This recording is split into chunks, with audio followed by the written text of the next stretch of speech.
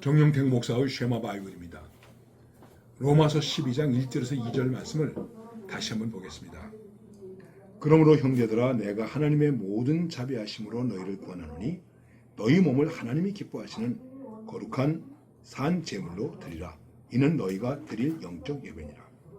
너희는 이 세대를 본받지 말고 오직 마음을 새롭게 함으로 변화를 받아 하나님의 선하시고 기뻐하시고 온전하신 뜻이 무엇인지 분별하도록 하라. 오늘 세 번째 이 말씀을 드리게 되었습니다. 우리는 하나님 앞에 영적 예배자입니다. 하나님이 기뻐하시고 하나님 앞에서 거룩한 산 제물로 나를 드리는 영적 예배, 그 예배를 드리는 자, 그런 영적 예배자이다. 그러면 이 영적 예배자가 갖추어야 할 가장 기본적인 삶의 모습이 무엇이겠습니까? 말씀하고 있습니다. 이 세대를 본받지 마라. 이 세대, 이 세상 여러 가지로 얘기할 수 있겠죠. 요즘은 이 세대가 얼마나 복잡합니까? 이 세상의 문화, 요즘 교회가 문화 선교한다는 얘기를 많이 하고 있습니다. 그런데 성경이 말씀하기를 이 세대를 본받지 말라 이렇게 말씀하고 있습니다. 본받지 말라는 말씀 속에는 어떤 의미가 있는 것이냐면은 우리가 이 세대를 흉내내지 마라. 이 세대에 물들지 말라는 것입니다. 이것도 참 어려운 얘기입니다. 왜 그럴까요? 여러분 우리가 어디에 살고 있습니까? 지금 살고 있습니다. 지금 2024년대에 우리가 살고 있습니다. 이 세대가 어떻습니까? 제가 일일이 말씀드리지 않아도 너무나 잘 아시죠? 우리가 사는 이 세대가 어떻습니까? 이 세대에 본받을 만한 것이 있습니까? 그런데 우리들이 이 세대를 본받으면서 삽니다.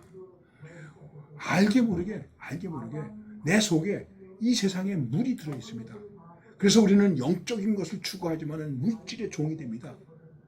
영적인 가치관을 산다고 하지만 유물사관에 사로잡혀 있습니다. 여러분 생각해 보십시오.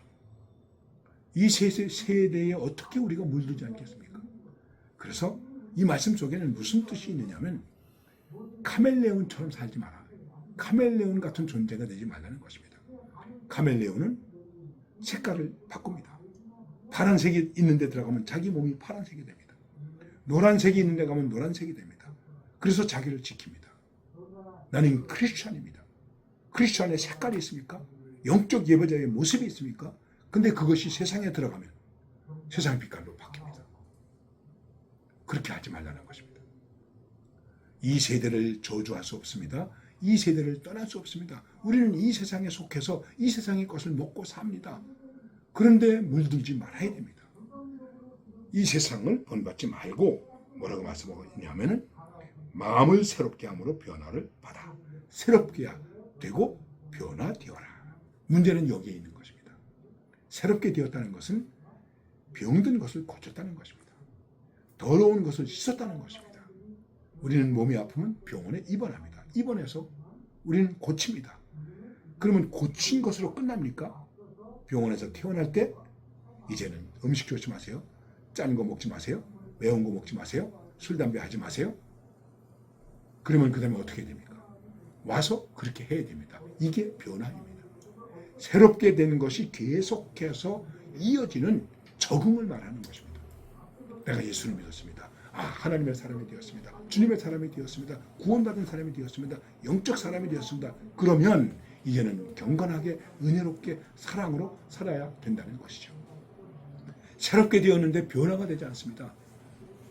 진리가 적용이 되지 않는다는 것이죠. 말씀이 적용이 되지 않는다는 것이죠. 그렇게 살라는 것입니다. 그리고 그러면서 하나님의 선하시고 기뻐하시고 온전하신 뜻이 무엇인지 분별하도록 하라. 영적인 예배자는 이 세대를 본받지 않고 새롭게 변화가 되어서 그 다음에 어떡합니까? 그 새롭게 변화되었기 때문에 분별하면서 삽니다. 선한 것인지 악한 것인지 좋은 것인지 나쁜 것인지 해야 될 것인지 안 해야 될 것인지 갈 것인지 안 갈 것인지 먹어야 될 것인지 안 먹어야 될 것인지 분별하게 되는 것입니다. 이걸 이렇게 하면 기쁜지 아니면 기분 나쁜 건지 좋은 건지 나쁜 건지 구분이 안 됩니까? 이렇게 하면 의로운지 의롭지 않은지 구분이 안 됩니까?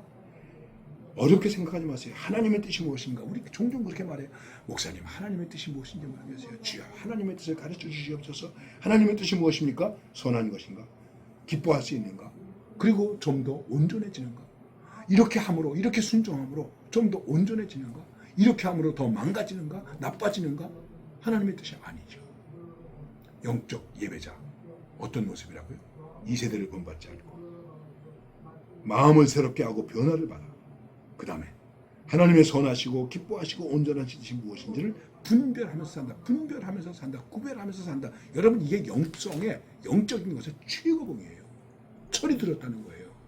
영적 예배자는 철든 그리스도인입니다.